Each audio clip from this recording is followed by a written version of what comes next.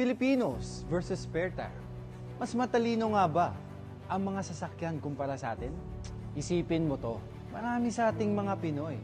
Trabaho lang ng trabaho para sa sahod. Sana all. Pero pag naubos, anong nangyayari? Nga. Nakakatawa pero totoo, di ba? Kasi ang sasakyan, kahit paano handa, may spare tire lagi. Bakit nga ba?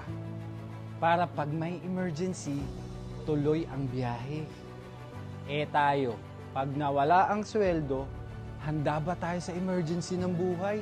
O nga na lang, eto pa.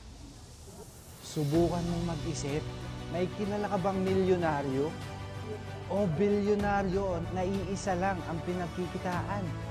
Wala, di ba? Lahat sila diversify. Kaya kung ako sa'yo, itapon